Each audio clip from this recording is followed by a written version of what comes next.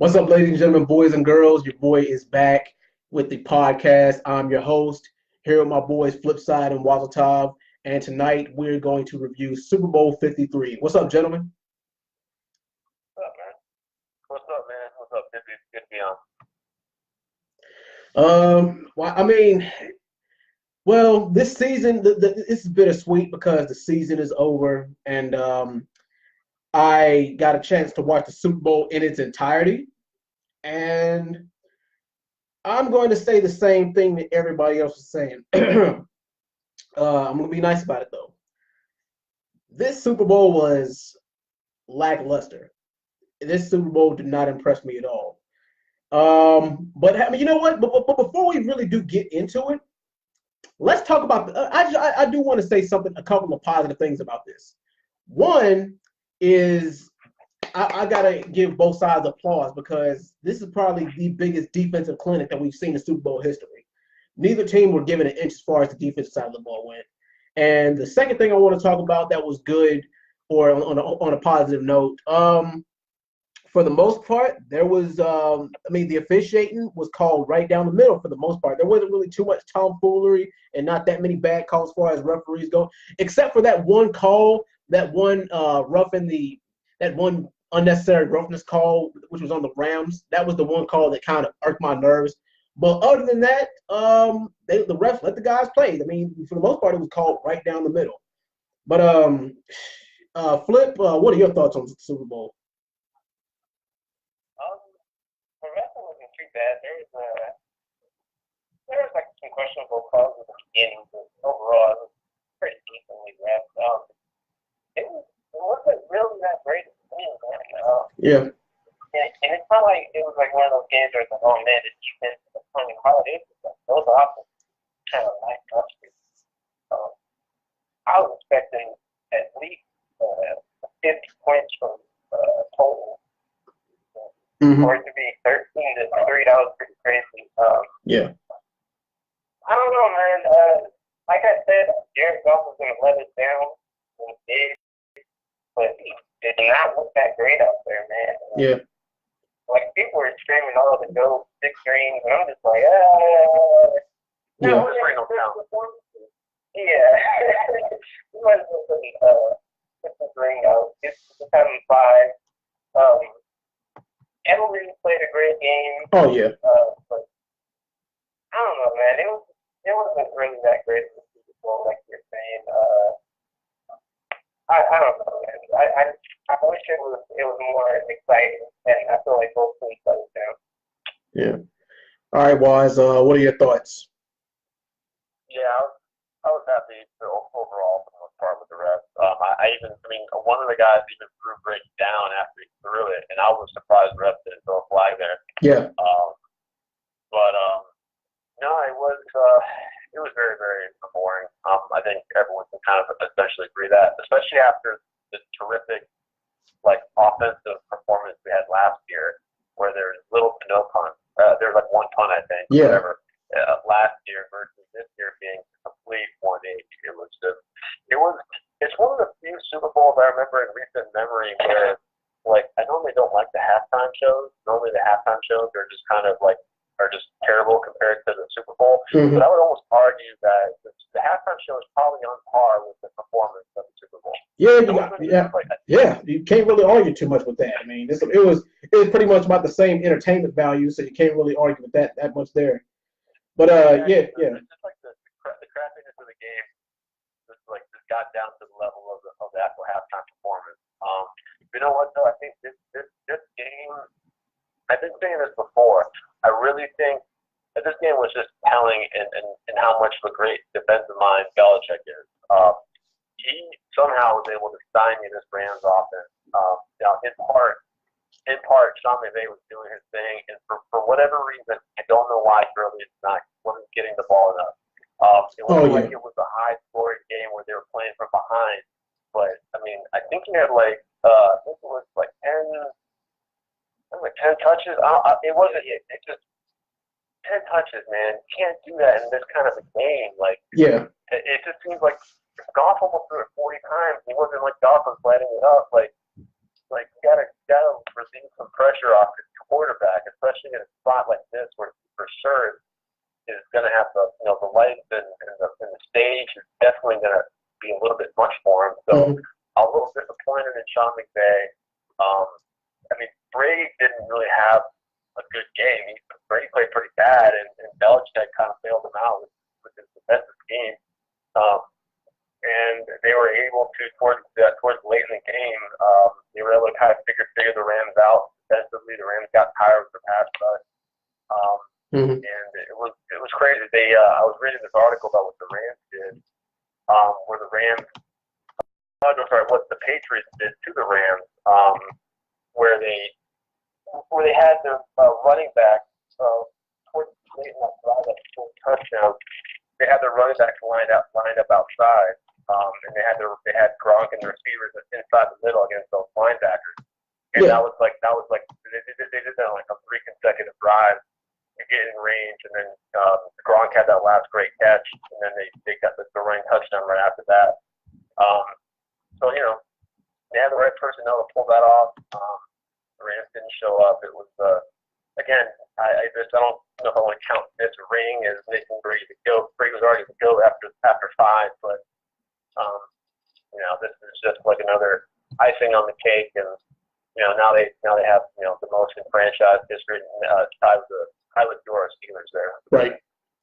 Which right there for me, I'm glad you brought that up, which is kind of bittersweet. Of course, I got to give the Patriots props. I mean, being there 9 times. I mean, this is a franchise that no one's done this. I mean, they've gotten 6 rings in the past 2 decades, and it took the Steelers to get 4 decades to get to 6 rings. But as far as cementing his legacy or whatever, I mean, this game kind of was on par with Peyton Manning's retirement Super Bowl game, where he didn't really do much offensively. I mean, the defense bailed him out for the most part, and his stats were kind of subpar, especially when it comes to Peyton Manning standards. So you can say the same thing about Tom Brady. And I was impressed with Julian Edelman's performance in the game. I mean, that whole thing, they had no answer. The secondary had no answer for Julian Edelman at all. And why they were putting linebackers on Julian Edelman is beyond me. I mean, every time he touched the ball, he didn't have one single drop, I believe. And every time he touched the ball, it was boom, 5 yards, boom, 10 yards, boom, 5 yards, boom, 10 yards. They had no answer. Gronk was not targeted that much, but when he was, he made plays. He was a playmaker. He made plays when they counted. And I don't know why. I said this on Facebook, and I posted this on Twitter myself. I have no idea why in the hell why defenses do not get it by now. If it is 3rd and long and the Patriots have the damn ball, Tom Brady is going to Gronk or Edelman. I don't understand. He's not going to throw to no Danny Amendola, even though Danny Amendola doesn't play for them anymore, but you guys get it. He's not going to no Chris Hogan. He's not going to Sonny Michel. He's not going to no Rex Burkhead, if he's 10 to 15 yards outside of the first down line. He's not going there. He's going to his go-to guys. He's going to Gronk and Edelman. And like what you said, I don't know what Sean McVay's problem was keeping Todd Gurley out for so long. He was non-existent in the first half. He only played like 5 snaps, only touched the ball once or twice. I figured, okay, Sean McVay's got something for him to be keeping Todd Gurley out for so long. Sean McVay's got something up his sleeve. I figured that he's going to use him a couple snaps in the first quarter, a couple snaps in the second quarter, and then he's going to have CJ Anderson play most of the snaps in the first half, and then he's going to have Gurley just go all out, balls out in the second half, which would have made sense. But you really didn't even see Todd Gurley that much until the 4th quarter. And I'll bet you, my bottom dollar that they were missing Cooper Kupp. If Cooper Kupp was in that game, all of us would probably be singing a different tune right now. But I mean, hey, hindsight is always 20/20. You can't really factor that. But I mean, on the offensive side of the ball, I say everybody came with it. I mean, as far as the Rams, but Jared Goff, he did a bad job of executing. And the thing is, Tom Brady is always good for throwing a pick or two in the Super Bowl. You gotta capitalize off of those turnovers. You just have to. And the thing is, there's no excuse why that didn't turn into at least 3 points.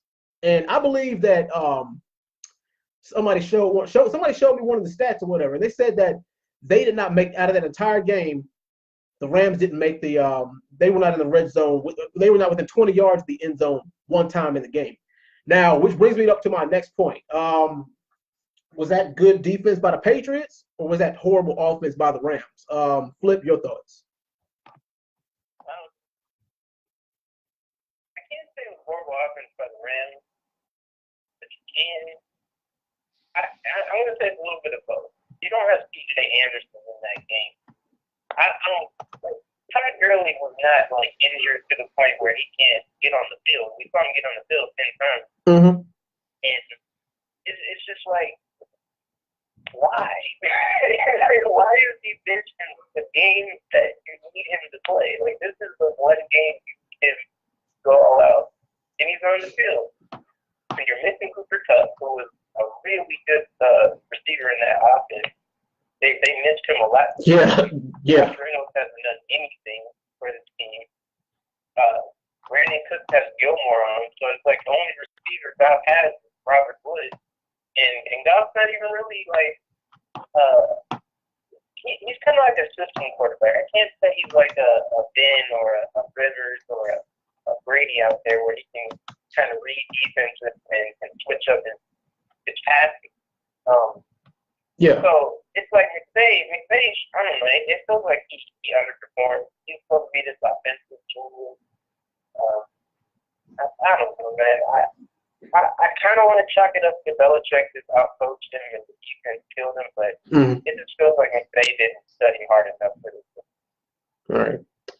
All right, Waz, what are your thoughts? Yeah, I think again, I was going to say earlier, I think Belichick did a pretty good job. I mean, Goff is really a quarterback that kind of depends on that play action, and the fact that they were not establishing the run at all, and they weren't getting a lot of that, a lot of production out of Gurley because they were obviously weren't even getting many attempts to Gurley.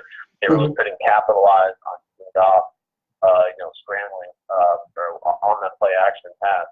They were getting Belichick kind of they kind of reduced and tried to beat the Patriots with Goff as a simple drop back quarterback, and Goff, at this point, it hasn't really shown he can be really productive against directed that. So Belichick really didn't even need. I mean, this Patriots defense has been pretty subpar all year. They just came off a game giving up 31 points in the second half in the AFC Championship. So, I mean, there's not a lot of studs on this Patriots defense. Whereas the Rams have some talent on that offense, and Belichick, he threw a lot of zone at Goff. They definitely had some sort of game plan and they executed it. And I think again, this kind of Super Bowl kind of proved to me, granted, the last two Super Bowls Brady's been phenomenal, but this one kind of Brady obviously during the course of the year, a lot of us, myself included, are kind of counting out Patriots and Brady for the most part. Like I just felt like Brady is starting to catch up to Brady. He's not as good. Obviously now he's definitely falling off a little bit. And this game definitely, I mean, granted game one, this game still didn't disprove that theory. Brady definitely has lost his step. He's just fortunate enough that he has such a good coach that can come up with some stuff. And granted, a lot of it is helped by Sean McVay's kind of brain fart in the biggest game of his career. And I don't know, I can't account for that probably happening again. But I mean, Belichick, I could argue, Belichick might have won this with any quarterback. Yeah. In this game plan, if Belichick could have won this with any quarterback, he wouldn't need Brady to win this game. Brady came up big, obviously in the fourth quarter late. Gronk made a terrific catch, and that was a good throw for Brady. But if that was Patrick Mahomes, on the Patriots, it would have been 30. So I think at this point, the Patriots' success going forward is going to be very dependent on Belichick and his system versus the production and play of Brady. All right. Now, once again, props to them. But as far like what does this game? I mean, even though Brady has lost a step, what does this game do for Brady's legacy? Does it cement his goatness? And I mean, yes and no. And the thing is, and the reason why is because a lot of people are already on the Brady Jordan, comparing him to Michael Jordan bandwagon. And the thing is, like, I don't entirely agree with that. Like, the only real comparison that you can make is the fact that they both have 6 championship rings. And the thing is, like, that debate is always up. Well, because I've even seen LeBron James talking about this. I mean, because one, you can't really compare a shooting guard to a quarterback, and because, well, I mean, they're both the jobs is just to, your as a job, your job as a quarterback, your job is to score. As a shooting guard, your job is to score. But LeBron James in his interview said the only problem that he has with Brady or a football player being the greatest athlete of all time is that they only play one side of the floor. Tom Brady's not going to play no defense. And the thing is, I mean, you can agree. I mean, yeah, but the thing is, like I said, that's what quarterbacks are for. If you're a quarterback, your job is to score on the field. And now you could also argue that everybody's like, well, look, Brady couldn't do it without Belichick, and people were like, well, you can say the same thing about Jordan. Jordan couldn't have done it without Phil Jackson, and he couldn't have done it without Scottie Pippen. I mean, yeah. I mean, you can kind of say that.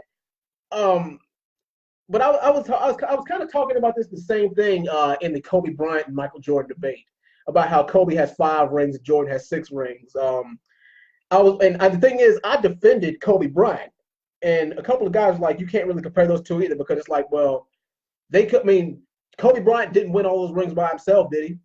Jordan didn't win all those rings by himself, did he? Tom Brady didn't win all those rings by himself, did he? No, no, and no.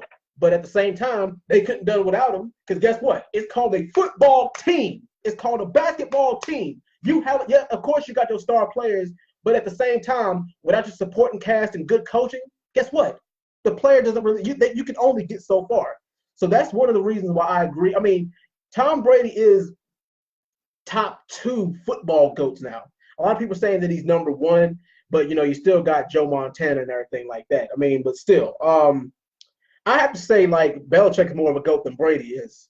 I mean, at this point. And people are saying that Tom Brady could play up to age 45, which, I mean, the thing is, as far as, his mark that he's made on football and money, it's not like he needs either of those because his legacy is already cemented. And if anything, you might want to go ahead and just give credit to the Patriots O-line because the Patriots organization, like, they put so much time, effort, work, and money into that O-line. It's no wonder that Tom Brady is one of the least sacked quarterbacks in the NFL. Because if Brady is even touched by a D lineman, linebacker, or safety, may God help you because you are getting fired that next day, or you are getting cut or benched that next day if somebody who on the defense side of the ball even breathes on Tom Brady. So you can give a lot of the credit to Tom Brady's O-line because a quarterback and a running back really is only as good as the people who protect it. It's the same thing with wide receivers. The wide receivers can't catch the ball if the quarterback doesn't throw to them. That much is obvious. So yeah, I mean, it is. I mean, while I do admit that Tom Brady is one of the all-time greats, I mean, it's a supporting cast. It's a team effort. But I mean, what do you guys think on that? Comparison to Brady and Jordan. Yeah. I don't know. It's 2 different games. I would say if you want to compare Brady to someone, you'd have to compare him to someone like Grit, who purely offensive. Mm-hmm. But they changed. They did what they did in their sport is astronomical. And that's where you could compare with Jordan too. I mean, compared to Jordan, yeah, Brady has done some pretty great things. But yeah, you could probably compare him more accurately to maybe like Bill Russell. Yeah. If I had to compare somebody, all right, because there was a post about this on Instagram, not on Facebook a while ago, and I'm in the sports group. It's like, who would you compare certain athletes to, star athletes to? I would have to compare Peyton Manning to either. I'd have to either compare him to Kobe, or I'd have to compare him to San Antonio Spurs. Duncan? Yeah, Tim Duncan. I'd have, you have to compare him I to. don't even think you Yeah, can do that, to be honest. you don't think I feel so? like, because basketball is just a sport where you're forced to play offense and defense. Well, you're not forced to, but the players that But you, the thing is, you can't compare the play style, but the play style is something that you can compare them to. the play style, I don't even know if you can compare the play style. Well, yeah, I mean, yeah, but Duncan and Kobe played defense. It's not like they're James Harden out there. I guess you could compare Peyton Manning to James Harden. James Harden is a good comparison because he doesn't play defense. yeah, he doesn't either. Yeah. That is a good comparison, actually. You could argue that James Harden's like you can say like James Harden's ability to go to the free throw line, get the points. Maybe that mirrors the type of style that Manning does when he just runs his own plays and calls his own audibles and stuff like that. Takes advantage of that versus preset plays. Both are just great. Both are great offensive minds. I think that's good. I think that's a better comparison. If you're talking about basketball, you're trying to cross-reference the sport. Mm-hmm. But yeah, Jordan Brady. I think what Brady's done in that sport, and I think it's not so much Brady; it's the whole organization. What they've done in the salary cap era is like remarkable in football. Like that, Mm-hmm. that's just straight up stupid how they've been able to dominate and win as much as they have with all the interchangeable pieces that the Patriots have been dealt with. And just the fact that Brady's also just never, as a quarterback, he's never really consistently had like a deep threat. Yeah. Which is even more crazy. Like he's never had like a deep threat, with the exception of like Randy Moss.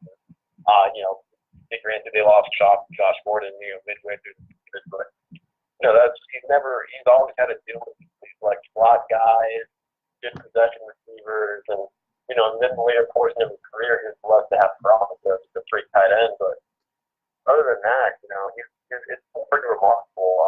I mean, you think that Jordan has been more dominant in all the championship runs versus Brady. Yeah. Brady in all of his games, all Patriots games, ironically with the exception of this one, been decided about 8 points or fewer. This one being the largest margin of victory, but this game itself felt like it was still close. Yeah. Just as close as those other games. So Brady's never really had like a dominant performance where he's just like shit on the other team. Yeah. They've always been close. And you're leaving out one key. You're leaving out one key thing: their postseason records or their big game, big time records. In the Super Bowl, Brady is 6-3. Jordan 6-0. That's the one thing you left out. And see that kind of comes down to it again because Jordan is 6-0, but he can control both sides of the floor and the outcome. While Brady has to sit on that bench and oh yeah, and another thing, good, yo, I'm glad you brought that up. I'm glad you brought that up because guess what? Tom Brady has 6 rings right now, but out of those 6 rings, 2 of those rings you can credit to the defense, a la Super Bowl 49 and a la Super Bowl 34, I believe it was. Both of those rings that he won, you could thank the defense for.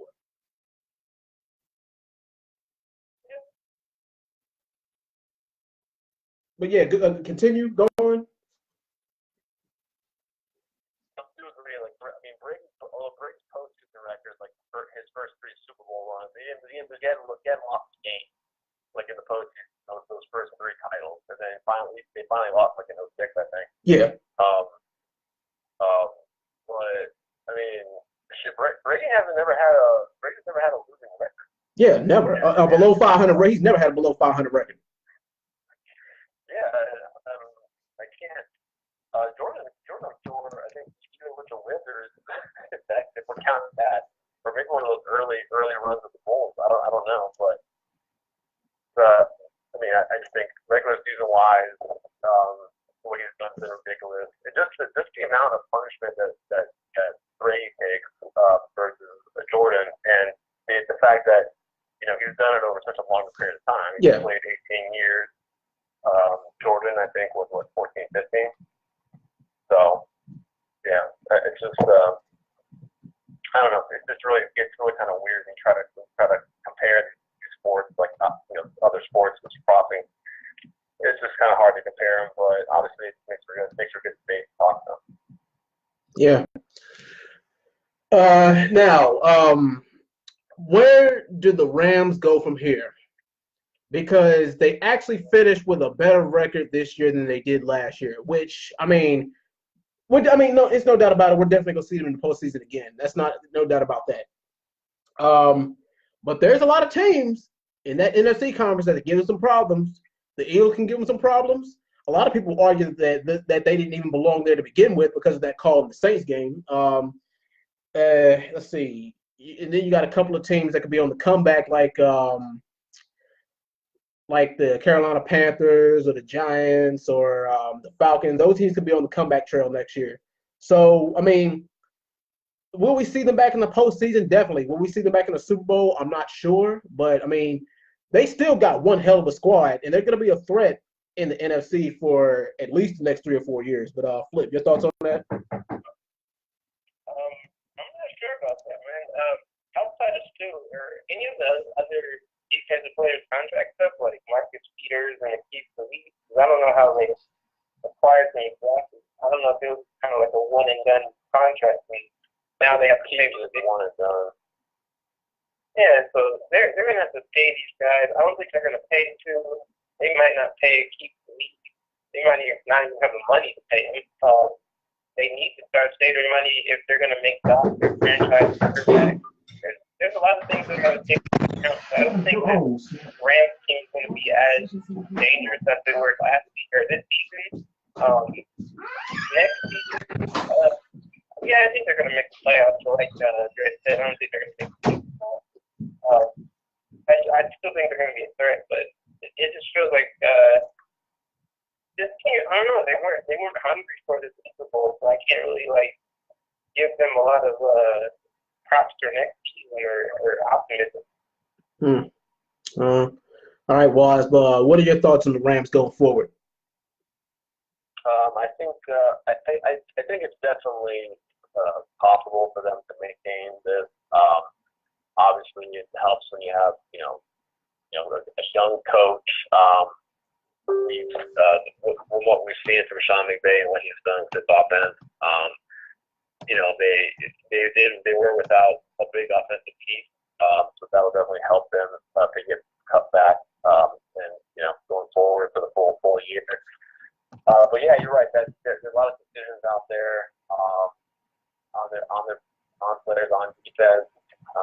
They have to decide. If they're gonna be able to keep everyone. I don't know if they're a lot of guys that got green praise. I don't know if they're gonna keep Dante Fowler or not. It's just you're right. No matter how much they're gonna decide to take off, but they're a pretty. That's a bit kind of up in the air a little bit. The Cardinals aren't that good. The Niners, we're not sure. I'm not sure about them yet going forward until we get a full season out of obviously Jimmy G and Jerick McKinnon healthy. We'll see what that, but still definitely be competitive for sure. And then the Seahawks, they're really hanging in there as well. But I still think that division, it's not like a too tough of a division for the Rams to at least not win it out and then go from there in the playoffs and then make a run. So in that respect, I think it's still possible. I don't think they're going to fall off completely. I don't think it'll be a complete 180. I think they can still, next year going forward, they can still be 11, 12 win team. I think they got too much talent, at least on the offensive side of the ball, and they can try to plug and play guys on defense going forward. But I think the Rams are still at least here to stay for at least another 1 or 2 years. Yeah, and if you ask me, they don't really need to pick. They don't really need to pick up. that much in the draft this year. I mean, the draft might be kind of dry for them this year. Hell, if you've seen this year's draft class, the draft might be dry for a lot of teams. I mean, it depends on what you're looking for. But I mean, the thing is, if you look at the Patriots and you look at the Rams, they don't really have that much that they can improve on. I mean, as far as drafting, I mean, we all know what the Patriots gonna go for. They're gonna probably go for another young O lineman, and the Rams, they're probably gonna go for another. They're probably gonna go for another D-back, or probably gonna go for another linebacker or somebody like that. They're probably gonna do something like that. I mean, they don't really need that much help. Sean McVay. I mean, the thing is, Sean McVay and Bill Belichick. I mean, they know what they're doing as far as coaching. I'm gonna go ahead and give them that. But yeah, I mean, I have to say that if Brady is gonna stick around for another 2 to 3 years, then he does need to. I mean, he does need to. If above all else, he needs to stay healthy. That's what he needs to do because I mean, Father Time is undefeated. I don't care if you are Tom Brady. I mean, you can only take so much hits and so much punishment throughout your career. But still, I mean, like I said, he's top 5, top 3, maybe even top 2 of all time. I will go ahead and give him that. But yeah, tonight's show. I mean, like I said, I didn't really want to be on it that long. I mean, just stay quick. I mean, everybody's seen the Super Bowl and everybody knows what I mean. They know that they gave their opinion on it and everything. Like this is a lackluster Super Bowl, but I mean, you can enjoy it for what it was. But I mean, everybody, including myself, is already looking forward to next year. But guys, final thoughts on the Super Bowl and this season. And by the way, we will be back next week for off season and what we hope to see and trades and possible pickups. But yeah, Flip. Final thoughts. Actually, I have a question for you, Jay, because you keep saying top 5, top 3, top 2. Where is Brady in your all-time? Let's see. Let's see. My top 5. It's gonna be. It's gonna be Joe Montana, Tom Brady, Peyton Manning, Terry Bradshaw, and John Elway. Those are my top 5. In that order? In that order. Yeah, Bradshaw had Elway. Yeah. I feel like that's a biased pick. Yeah, it is. It is. But yeah, those are my top 5. But thing is, I probably actually could put Elway in the top 3. I probably could. But then again, I got a love for Peyton Manning too. So yeah, Peyton Manning could be in my top 3. But thing is, like, you'd be a fool. It doesn't love him or hate him. You'd be a fool to not have Tom Brady in your top 3. Yeah, of course. You can definitely argue Brady anywhere in that top 5 list. Oh, of course. I feel like, but the thing is, I feel like that if Brady, I actually feel like regardless of rings, that if Peyton Manning won one more ring, if he had 3rd ring, I feel like that you could put him ahead of Brady regardless.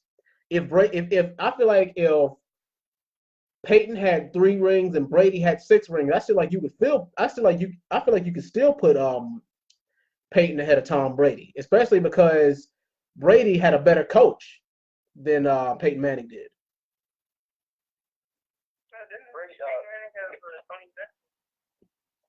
He had Tony Dungy and John Fox.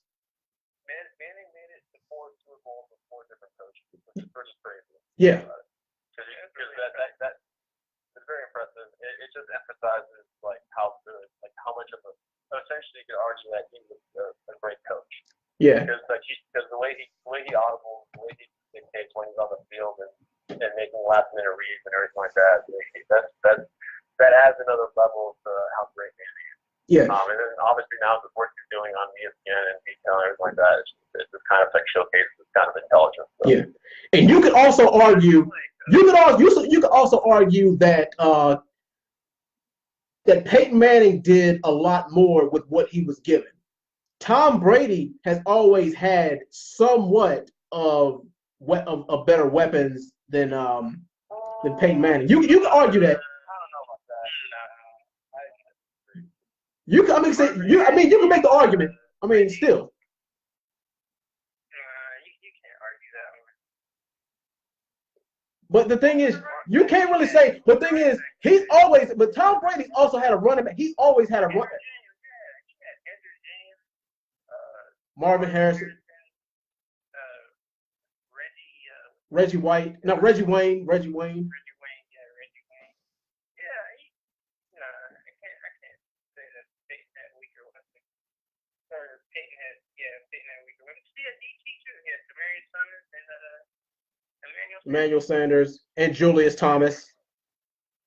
I mean, you could say that Brady has a better overall player. Yeah.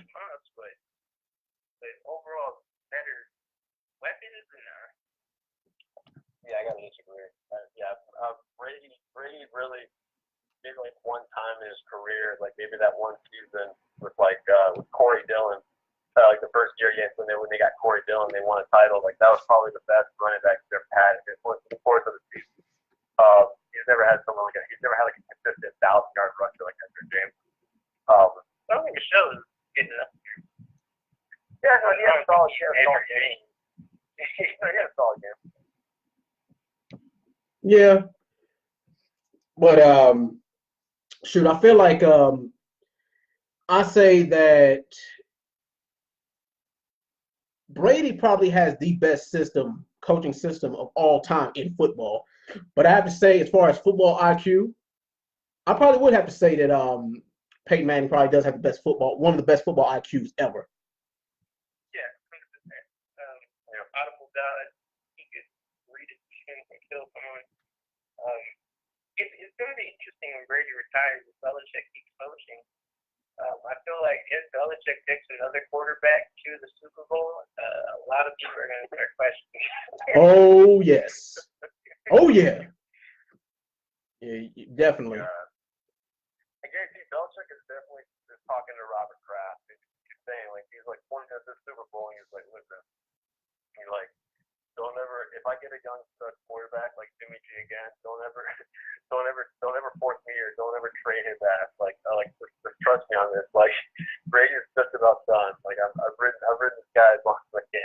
Like, if I get someone that's in the draft, he's like a year or two away. Mm-hmm. Like, if I tell you I want to trade Brady, like they almost traded Gronk in the offseason, and that was almost probably would have been a smart move. And Gronk played good in the AFC in the Super Bowl championship. Mm-hmm. But Gronk this year was really so far. And it was really telling because Belichick was definitely trying to ship his ass out.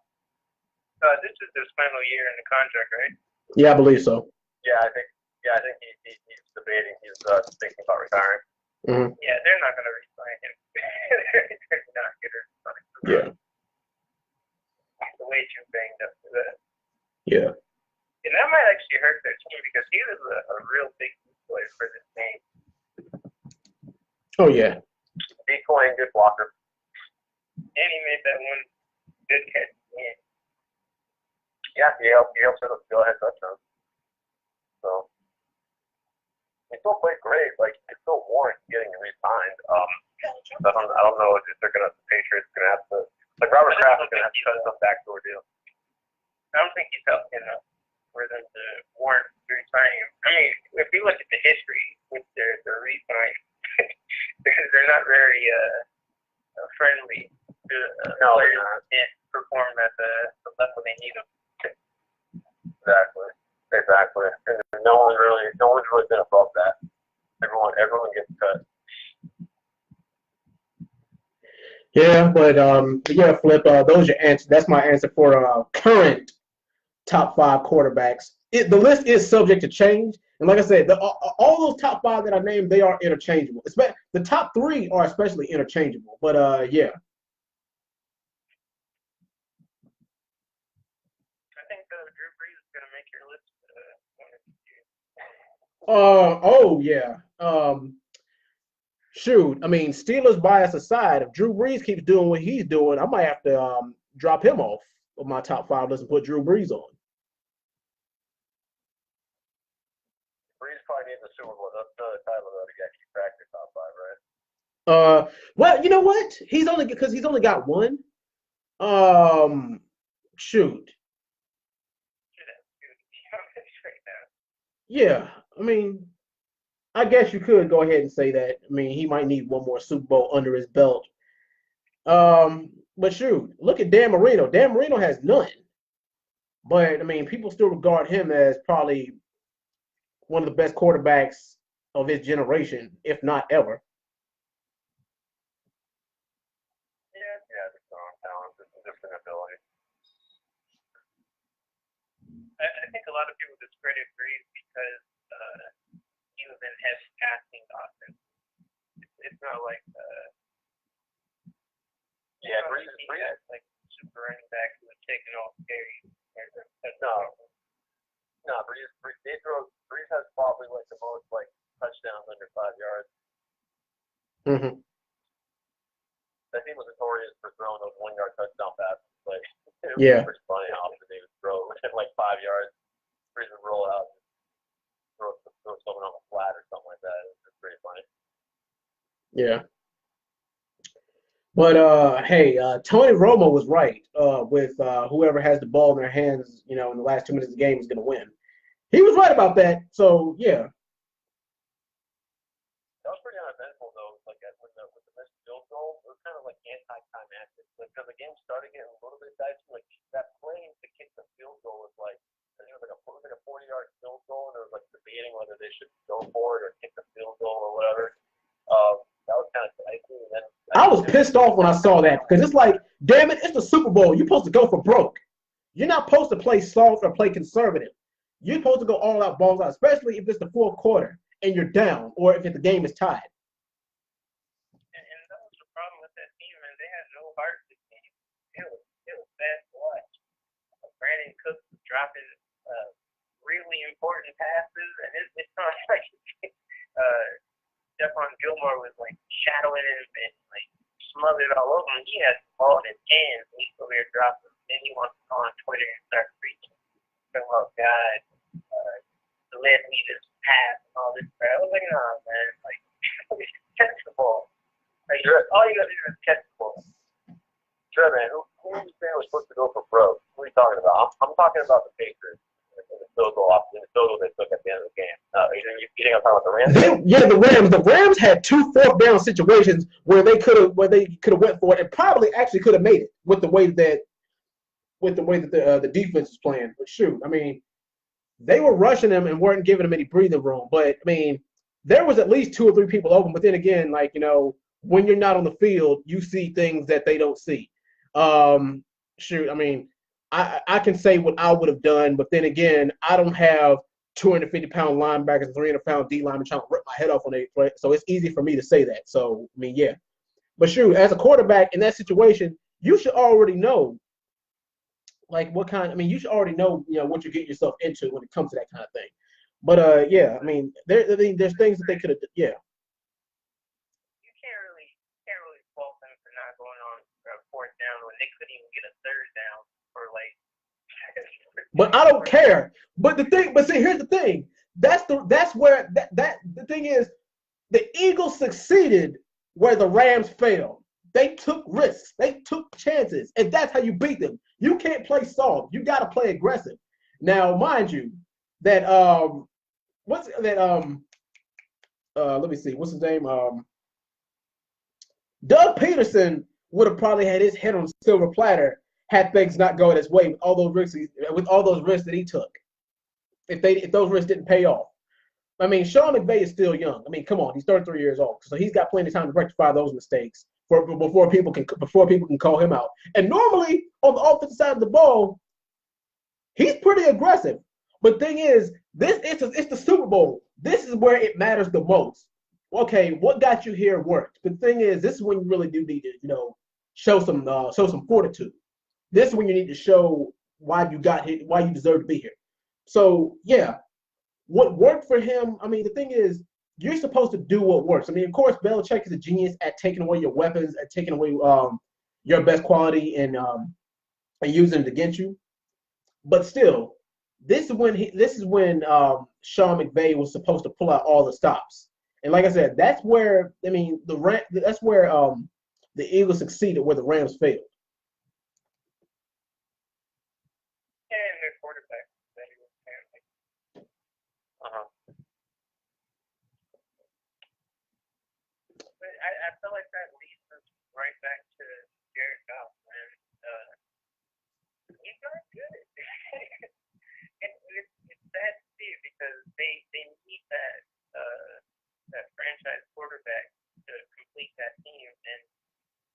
I don't feel like Goff is there. I feel like the old Goff we knew got exposed. He had a nice run because Gurley was healthy, and clearly Gurley wasn't healthy. And I mean, he did enough to beat the Saints, but even then, you could argue that the Saints should have won that game. It feels like next year he might be the weak link in that team, and if he doesn't fix his ability to get that ball out in crucial time, I don't know, man. The Rams might not win their division. Yeah, because like I said, you still got the Seahawks creeping up on them. They're not going away anytime soon. They don't really have to worry too much about the Cardinals. The Cardinals are going to be in the rebuild period, especially when Larry Fitzgerald is gone. And yeah, the Niners. I mean, the Niners are heads or tails, depending. But yeah, I mean, we'll see. I have faith in the Niners, unlike their fans was over here. Yeah, I'm trying to be realistic. I'm being realistic until the preseason, and then just making sure that everyone stays healthy and no one blows an ACL. Yeah. Yeah. But no, I think it's interesting. Obviously, with Goff, like that, but potentially we could see a drop off because like I think their quarterback coach is getting higher with the Bengals than Mm-hmm. Zach Taylor. So guy that behind Goff, that helped Goff produce a really gaudy season, a really good year.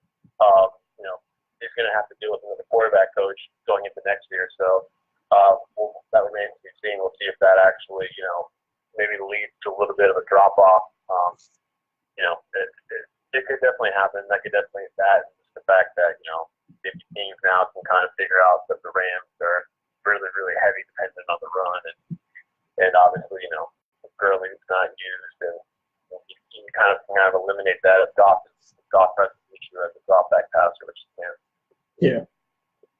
I mean, like anybody, I mean, no, there's no such thing as a perfect football team. I mean, everybody has their strengths, everybody has their weaknesses.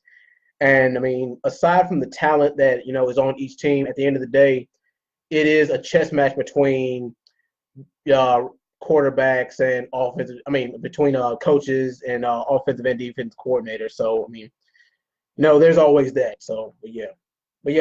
Wise, what are your final thoughts? No, nothing else, man. I mean, the season was a little wonky. The postseason was very interesting. The Super Bowl, it's just kind of anticlimactic. Yeah. I'm looking forward to the off season when unrestricted free agents are eligible, and there's definitely some interesting decisions. I think I saw news there that Nick Foles plans on opting out. So the Eagles will have to probably franchise tag him. They want to try to get some trade value out of him. So that'll be very interesting to see what the Eagles do and how they